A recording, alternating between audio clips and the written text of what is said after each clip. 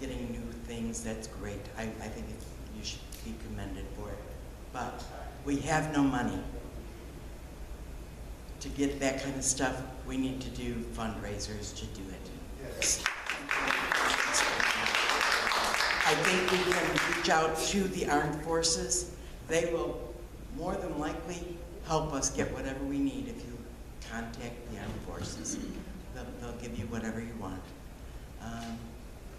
And if you want volunteers for a fundraiser for it, I'm volunteering. I'll help you out, whatever, you know.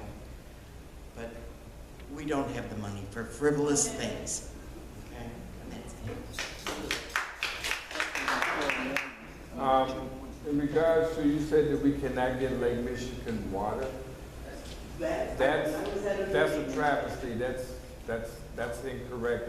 I don't know who told you that, but you can get Lake Michigan water if you pay for it and you actually get the okay from IDNR. So it's not you've been getting the water from another municipality anyway. It's not coming from. It's coming through another municipality. So yes, you can get Lake Michigan water if you make sure that everything is taken care of up until that point. That you have to take care of by acquiring the land to that point, making sure that your leakage is below a certain point, and quite naturally making a contract with whatever city that you're getting the water from, contract how much you're paying for it. So yes, there's no such thing as you can't get Lake Michigan water.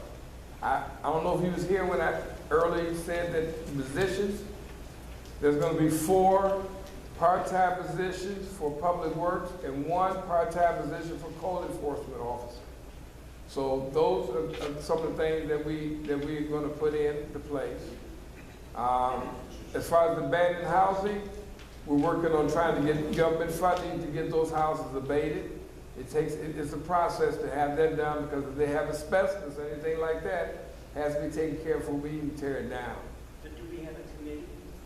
We have no housing authority as of right now, but we do have a housing committee, and we're going to definitely get on that because the housing authority, for some strange reason, said, I don't want to do this no more, so they walked out.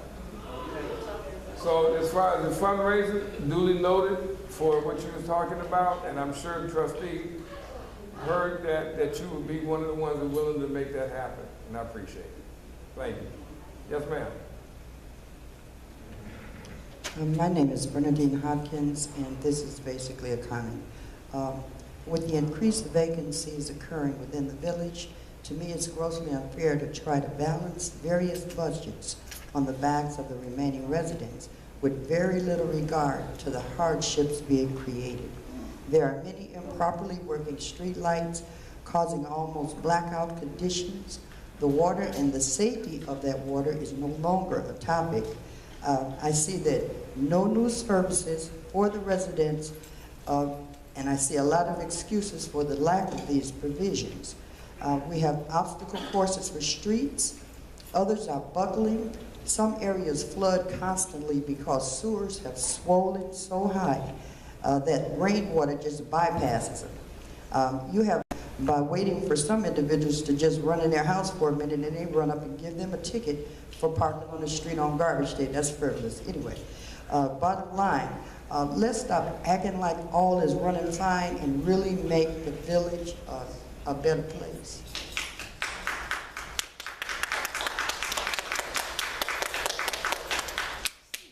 In regards to that, ma'am, all is not fine. Contrary to what is being told, all is not fine. That's why we're trying to make that happen, change the perception. So, believe me, this board already knows that, and that's why we have the questions, and that's why we have the hard issue that we're dealing with. Thank you. Yes, ma'am. Heidi Parker. I'm here because of the statement you just made that the Housing Commission gave up working for the village. They resigned. From what I understand, Gary Holcomb is not here to defend himself or to speak for himself. From what I understand, he was asked to give up his position. He had another year to go. So Mr. Tates, Trustee Tates, could be head of the commission. Oh my God. That is what I understand. Okay. Are you through? Now, Gary is not here to speak for himself, like I said. All of our commissions were finished, except for P.L.A.N, I believe. All the other ones had come to an end. So we didn't really resign. We gave letters of resignation because we did not want to extend our appointments. Did you But resign? from what I understand, Gary was asked by you. No. Okay, that's what I understand. Thank you. Ms. Parker, before you go, or you don't want me to, you don't want me to respond? Pardon me? I didn't hear what you said. No, she said something. What did you say? You don't want to hear what I have to say? Okay, thank you.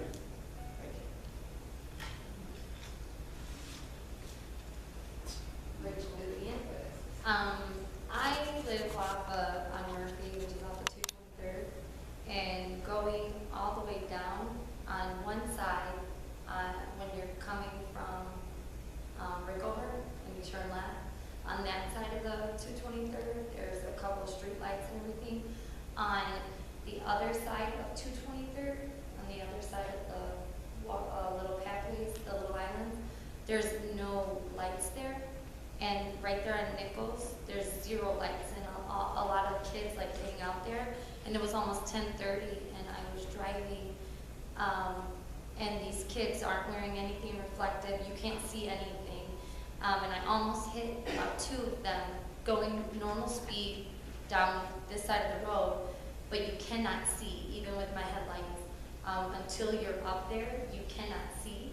So I was wondering if we can figure out what's going on with that light there, because that is extremely dangerous. Because if I hurt someone because there's no light, or they're just hanging out there and we don't see them, that can ruin my life, that can ruin a bunch of people's lives.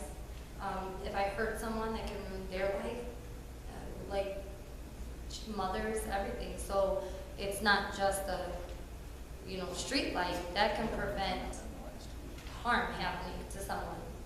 And so I'm not saying just if it was me, but if it was anybody driving down the road, I see people having to swerve sometimes. And I'm not just blaming kids hanging out on a street corner, I'm just saying there's no light there. So I cannot see, and I'm sure plenty of other people cannot see. So I don't know. Could you tell me exactly, the directions you gave? Okay, the directions you gave me, I don't know where that down the street around the corner. Where? 223rd And Nichols. But on this side of the 223rd, you have lights, and you can see them. On this side of 223rd, there's a lot of lights out, going toward the stops, going toward River. 223rd and Nichols. Yes. Okay. And then, but there's also more. Okay, there's more lights out, but that's where they start at 223rd and Nichols. Yes. Okay. And that's where a group of children like to hang out. They all live over there. So I'm just saying it's extremely dangerous. So I was going to ask if we could possibly get that taken care of, because I don't ever want an accident to happen there, whether it's me or someone else or anything. So thank you. I'll have Public Works look at that tomorrow. Thank you. Anyone else?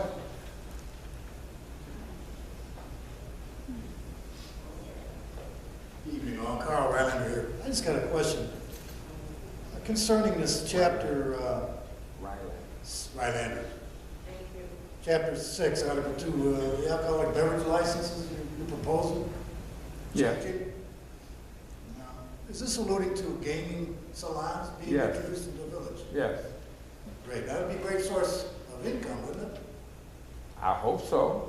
I'm looking forward to it. What safeguards are going to be implemented to make sure that the village is going to get the money what it's intended for instead of just going to the general fund? I mean, is there some sort of a plan to do with this money? I read that same article that the trustee Tates read some time ago, where there was a municipality in the area here that made some great money on these salons.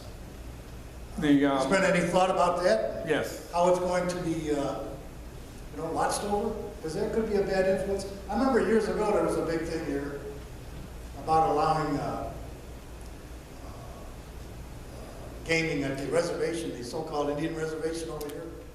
And there was a big debate about how it's going to bring bad influences into the town.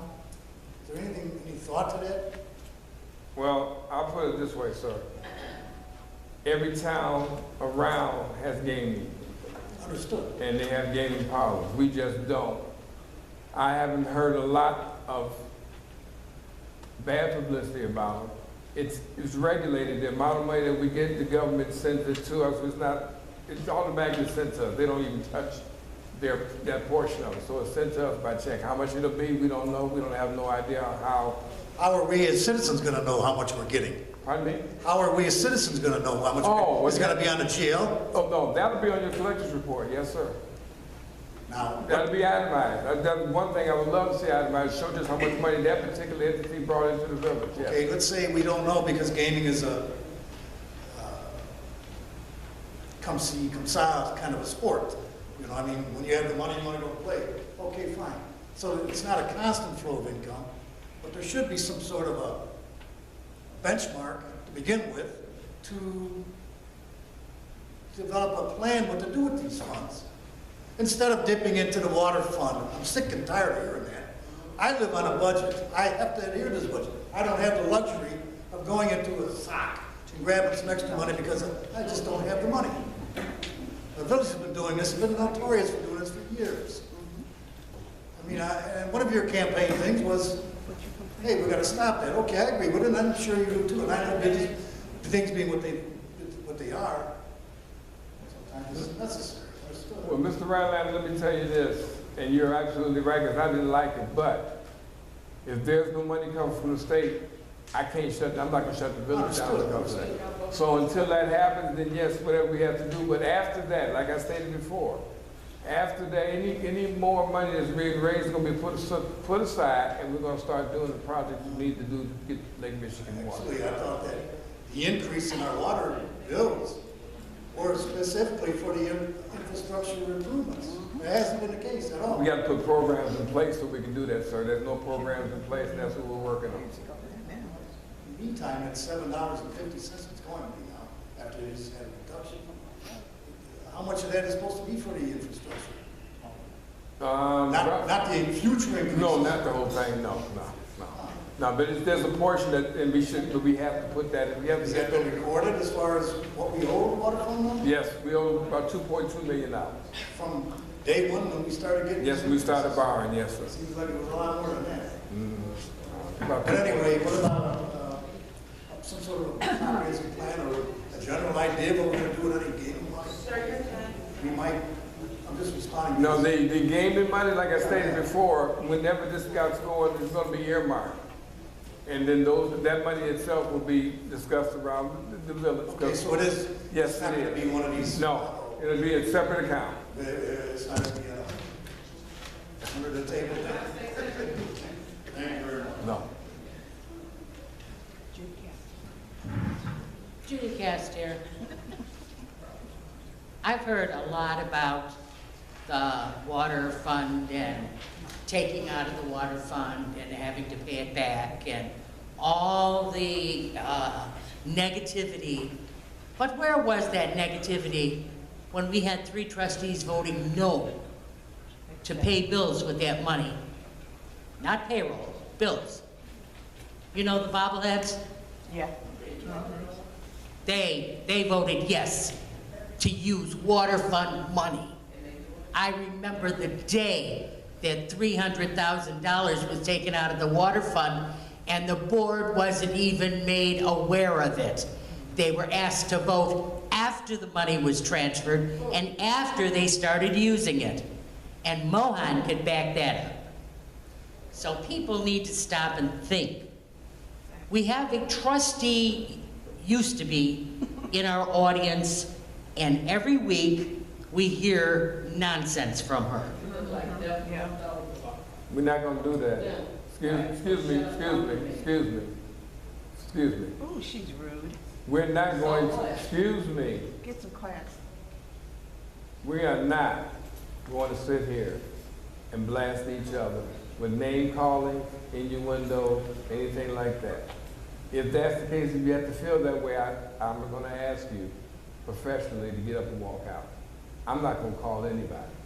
I'm asking you, we're not going to go back and forth and blast each other. We're all grown here. We're all grown. So if you can't hold what you have to say, please get up and stand outside. Because I'll hold the meeting up every time. I'm not going to bam, hit the gavel and call the police. I'm gonna ask that all of us stay on course and act like mature adults. Thank you. Yes, ma'am.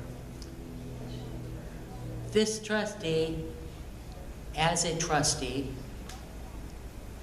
was very negative about the people in the audience and things that they were mumbling and had to say. Yet she hasn't stopped mumbling since you walked through the door.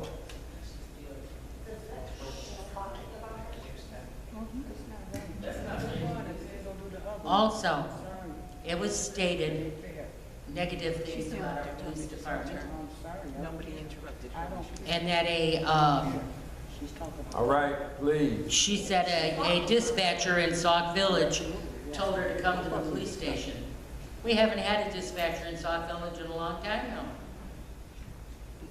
So I don't know who she talked to, maybe Casper. We're not gonna do this. We're not gonna do this. That's right. I feel that the negativity that gets thrown at you each week is stuff that was brought up multiple times to David Hanks. Nobody, well, which side of the aisle, it didn't matter. Nobody put David Hanks down the first 2 months he was in office like they did you. And you can call me a liar, you can call me whatever you want. I really don't care. We're not gonna do that. All right.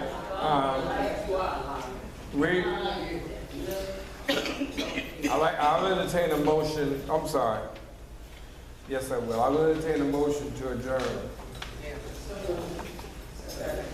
It's moved by Elizabeth Benson, second by Roger Gray. Madam Clerk, would you please call the roll? Okay, all in favor?